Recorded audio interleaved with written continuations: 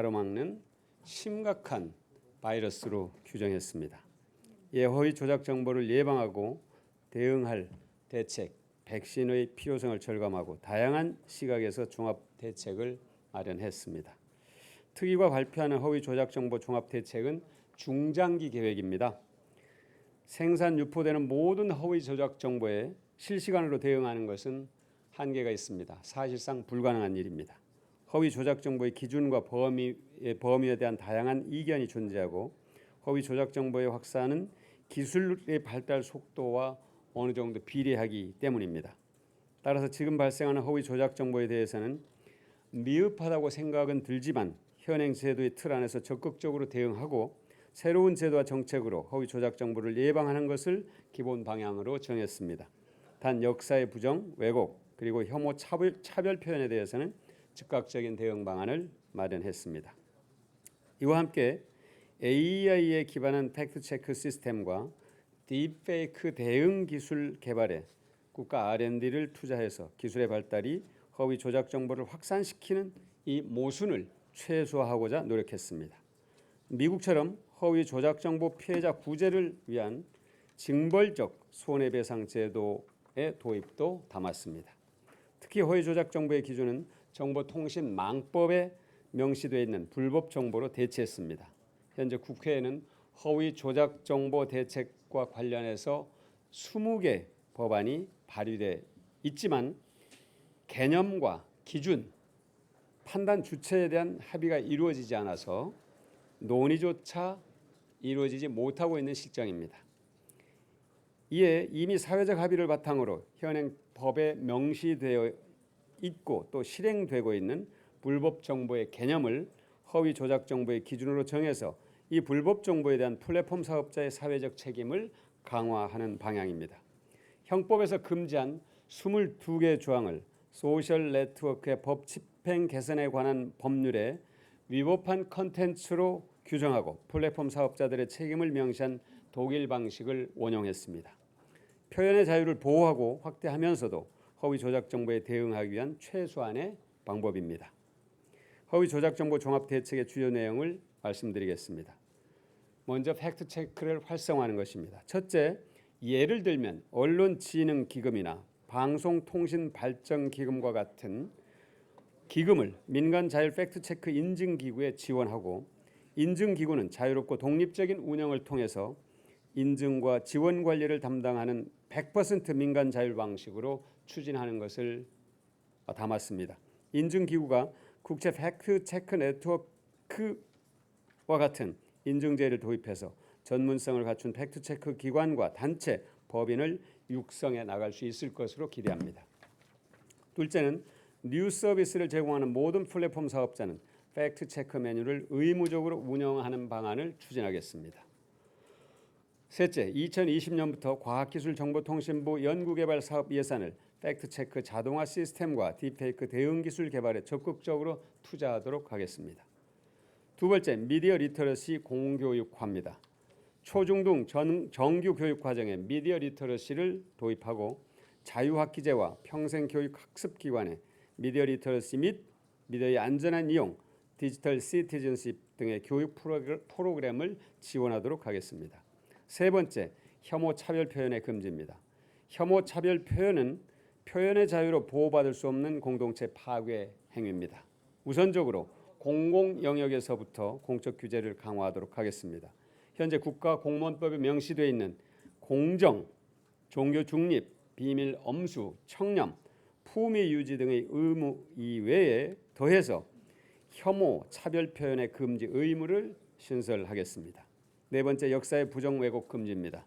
일본군 성노예 피해자를 비롯한 일제강점기 식민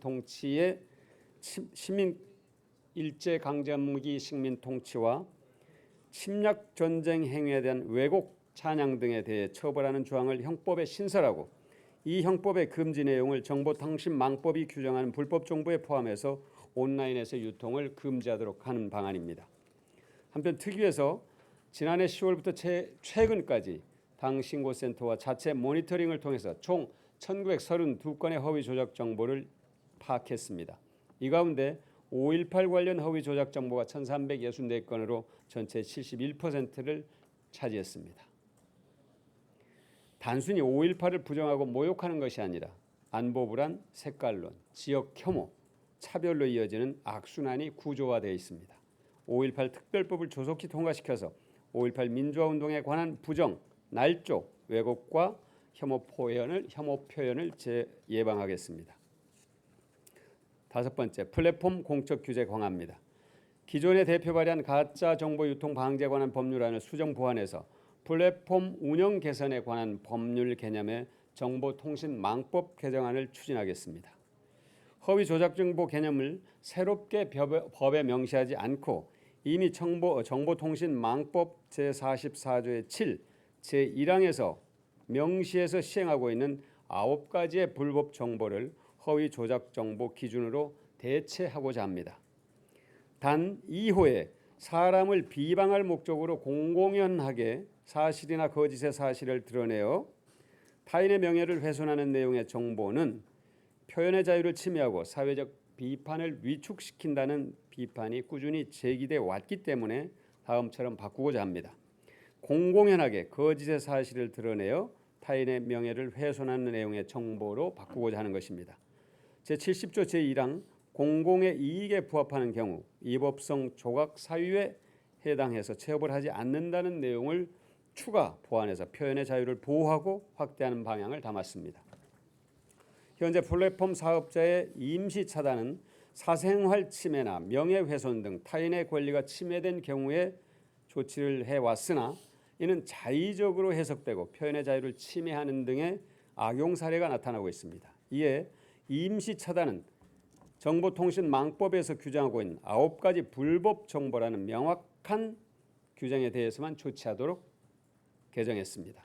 현행법에서는 임시 차단 조치 이후 이의 신청권이 규정되어 있지 않아서 표현의 자유가 보호받지 못하고 있습니다. 임시 차단 조치에 대한 이의 신청권을 신설해서 이의 신청된 정보는 즉시 복원하도록 하고 방심위의 명예훼손 분쟁 조정부를 온라인 분쟁 조정위원회로 확대해서 이의 신청된 정보를 신속하게 조정하도록 바꾸고자 합니다. 현재 구글 코리아는 국내법이 아닌 자체적으로 만든 커뮤니티 가이드라인에 따라서 불법 유해 정보를 삭제하고 있습니다.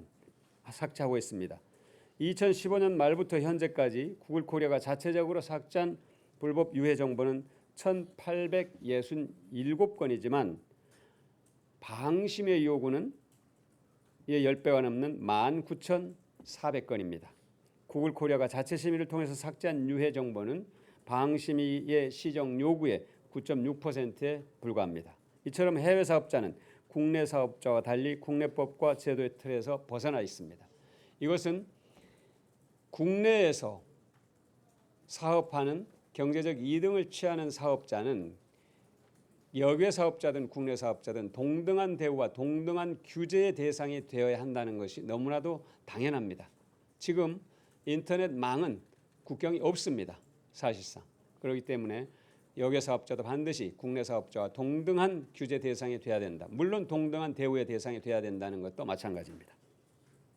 여외 규정을 도입해서 구글 코리아와 같은 해외 사업자도 국내 사업자와 동일하게 국내법을 적용을 받도록 하겠습니다. 특히 법의 핵심은 독일과 같이 플랫폼 사업자에게 사회적 책임을 부여하는 것입니다. 플랫폼 사업자가 다음과 같은 내용을 위반한 경우 매출액의 최대 10%에 해당하는 과징금을 부과하도록 명시했습니다.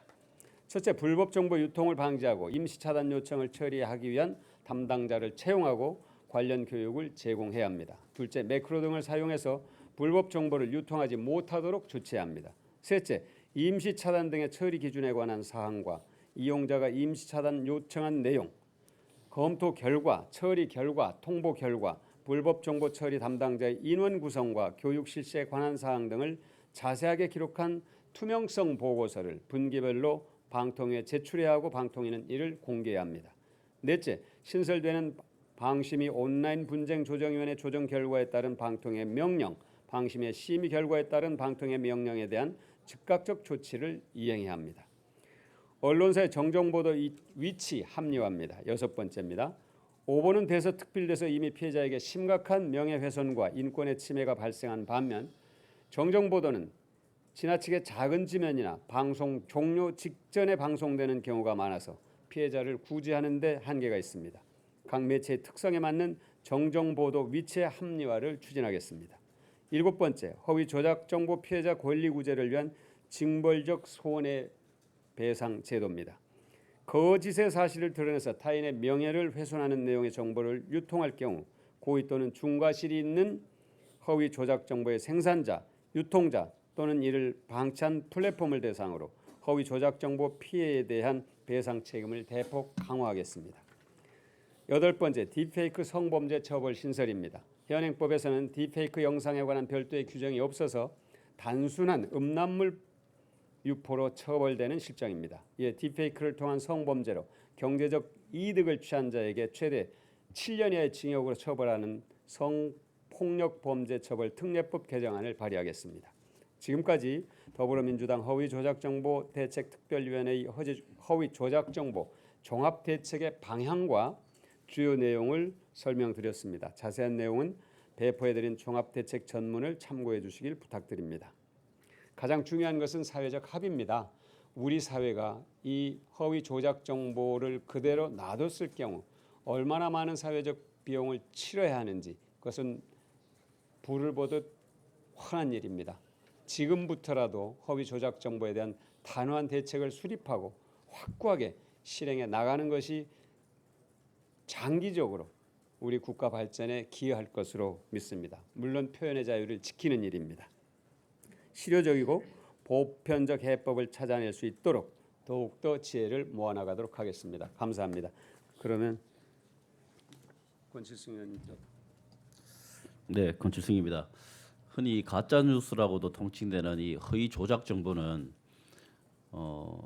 표현의 자유 뒤에서 숨어서 표현의 자유를 오히려 해치고 민주주의의 근간이 되는 건전한 공론화를 막는 민주주의의 적입니다. 민주주의를 지키고 진정한 표현의 자유를 지키기 위해 오늘 이런 내용을 준비하게 됐다는 말씀드립니다. 이상입니다. 예, 박찬대 의원입니다. 대한민국의 민주주의는 특정 정치인이나 정치 집단에 일방적인 메시지를 전달하는 수준이 아니고 우리 국민들이 무엇을 생각하고 있는지를 잘 깨닫고 적절하게 응답하는 데서 시작이 된다라고 생각이 됩니다. 대한민국 공동체가 한결 더 발전하기 위해서는 공론화 그리고 국민의 여론이 무엇인지 건전하게 발전할 가능성이 있는데요. 그 과정 속에서 이러한 허위 조작 정보와 가짜 뉴스, 불법 정보가 대한민국의 공동체의 존립을 흔들 수 있는 심각한 위협이 된다라고 하는 것입니다. 오늘 발표한 이 대책과 함께 앞으로 대한민국 공동체의 온전한 발전과 민주주의의 발전을 위해서 더욱더 공론화 과정을 거쳐서 더욱더 다듬어 나가고 대한민국의 발전을 위해서 노력하도록 하겠습니다. 네, 고맙습니다.